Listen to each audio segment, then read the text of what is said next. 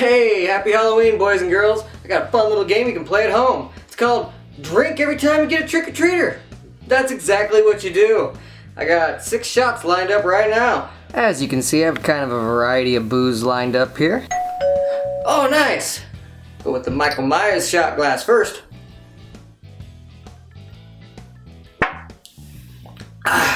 Woo.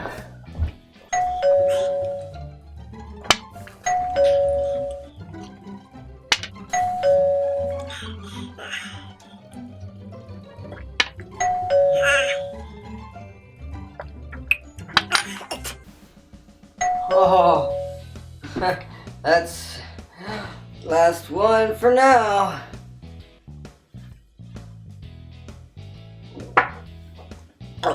Oh, I'm coming.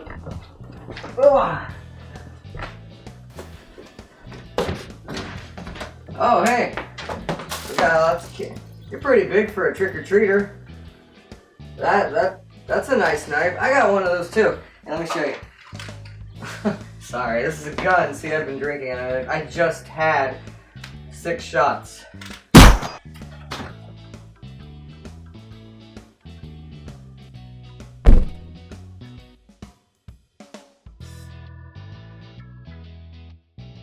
Where'd he go? Oh, there he is.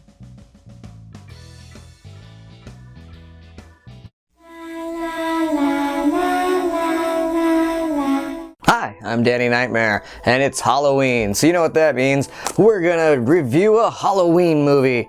We've already reviewed the original Halloween. We've reviewed Rob Zombie's Halloween and Zombies Halloween 2. And last year we gave you our thoughts on the 2018 movie that 2 is called Halloween, even though it's a reboot of Halloween 2. Oh, anyways, enough of that nonsense. I love this franchise, but it's a mess. We'll be reviewing the original Halloween 2 from 1981. Donald Pleasance is back as Dr. Loomis, and of course Jamie Lee Curtis as Laurie Strode, with an interesting wig, because her hair wasn't the way it was when they filmed the first Halloween, and even though this movie's supposed to take place right after, it came out 3 years later. And the studio really wanted John Carpenter to come back and direct this film, but he was busy. He had to do The Fog and then The Thing, and they were tired of waiting for him. He did write it with Deborah Hill, but they got Rick Rosenthal to come in and direct. And he went on to direct other movies like The Birds 2, and hey, this isn't even his only Halloween movie. He did Resurrection.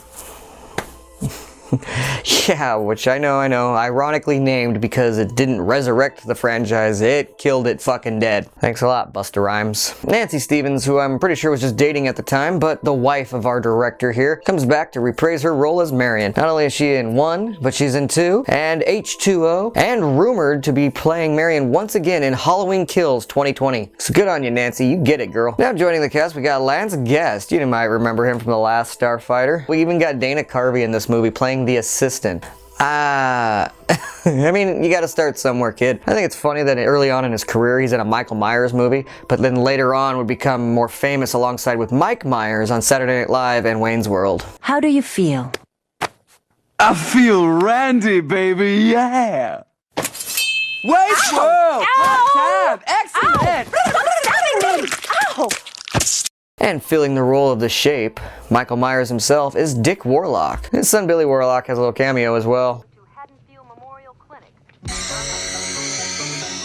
No, I think Dick Warlock did a really good job as Michael Myers. He's got a walk down it's powerful, but yet he kind of glides. I really like that. His performance, well done. The mask, it is the original mask, but it has not been aged well. Once again, this takes place in the fictional town of Haddonfield. It continues the night after. It recaps a little bit of the end of the last movie, then you get some Steadicam footage of Michael Myers' point of view. This movie follows a lot of the same beats the first film did, and sometimes that's kind of what you really want from a sequel, for it to kind of do its own thing, but be very similar to what you already like. Even though it's supposed to take place in Haddonfield, they filmed it once again in California.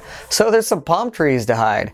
See that tower there? They had to build that tower just to hide a palm tree. And they filmed in this unused hospital. Michael Myers went missing. Laurie then gets taken away. This is the longest Halloween night ever. I mean, the sky's already turning blue there as they're putting Laurie in the ambulance. But then it gets darker again because... sure. And you know, it wouldn't be Halloween if a kid didn't bite into a razor blade. Check your candy before you put it in your mouth, you little gooba. It's a cool little hospital that they use for filming. The main problem, I guess, with it is it's right next to the airport, so they constantly had to try to film in between landings of planes. It was really loud, and it made things tough. You remember Ben, Laurie's crush from the first movie? Who I believe was only mentioned by name, but well, poor Ben, apparently, he was ahead of the times. Him and Michael Myers have the exact same taste in Halloween costume. Weird. I don't even know what they're technically supposed to be, but there you go.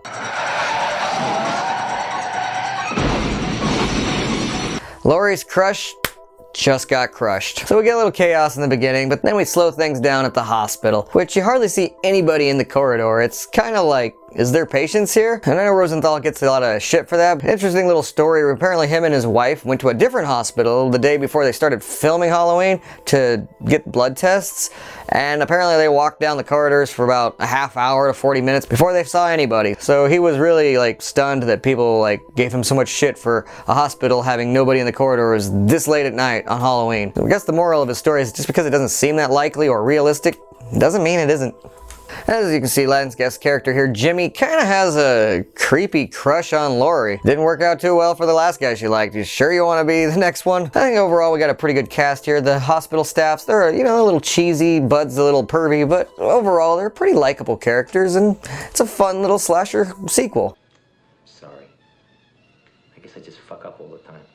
Michael Myers is going to show up, you know, start killing people. He's got unfinished business with Laurie, but we'll wait till we get to the spoiler section to talk about that. Get a steamy hot tub scene, but apparently, according to Leo Rossi, that was the coldest hot tub he's ever been in. They were apparently freezing, but pretending that it was hot. That's not real steam that they added in there.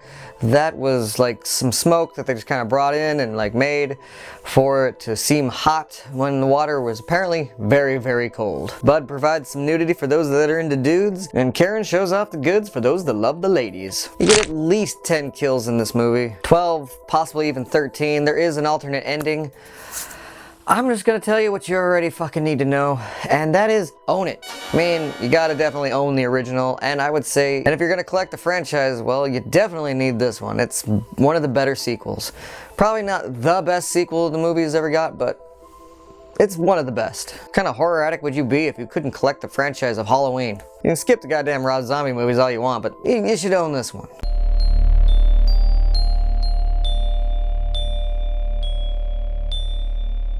Alright, you've been warned. The big spoiler is, Laurie finds out that she's Michael's sister? Dun dun dun! Actually, I kind of like this. Rob Zombie kept it, but later on in the reboot made in 2018, they got rid of it, and that's fine. That movie did its own thing, and I don't mind that at all, actually. It was kind of cool that they went their own way. But personally, I like this part of the plot. Unfortunately, though, this does take the plot into really stupid territory later on in the franchise. This kind of opened up the floodgates for all that shit. But originally, it was kind of cool. Just if you were gonna just do this movie as a sequel to this first movie, I like it.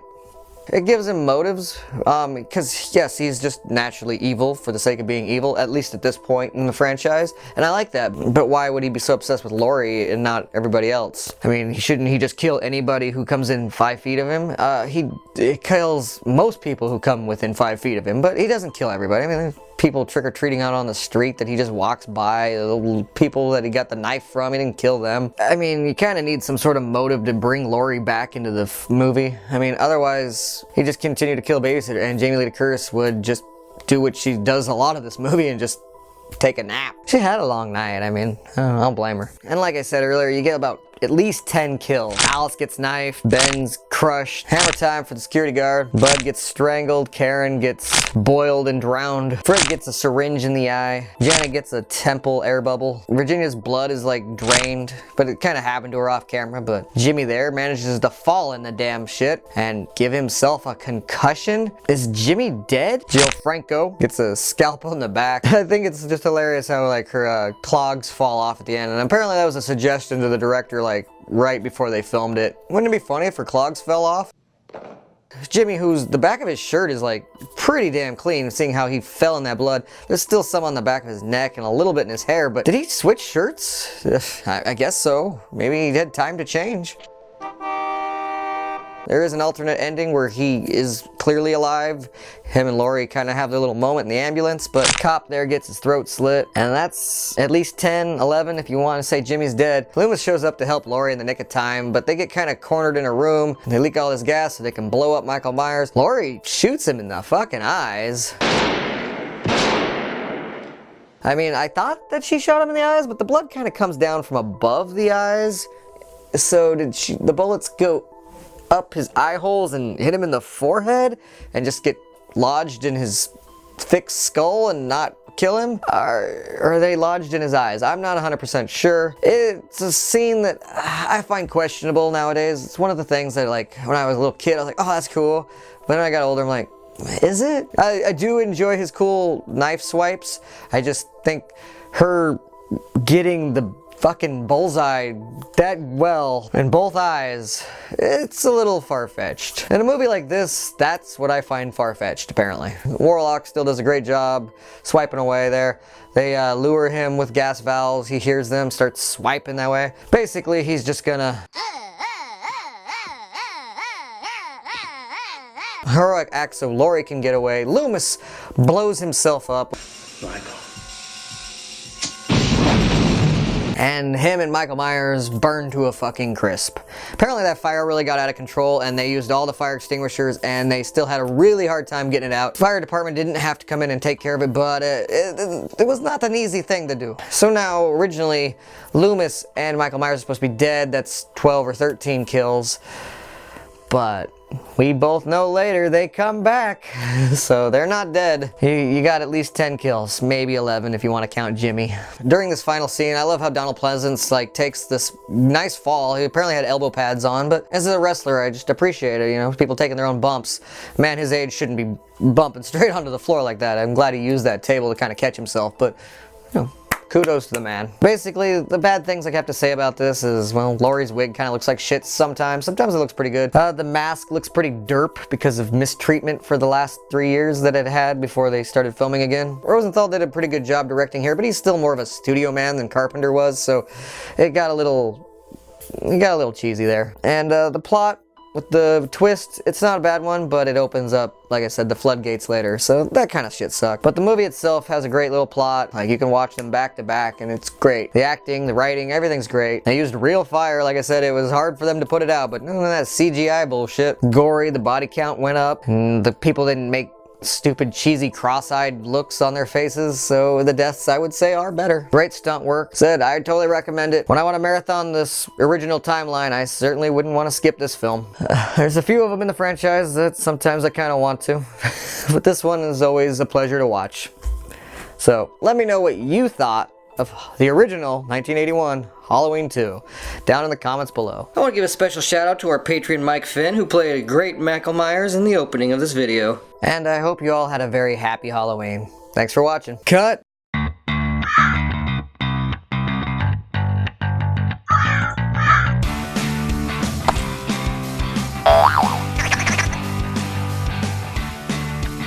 Yeah.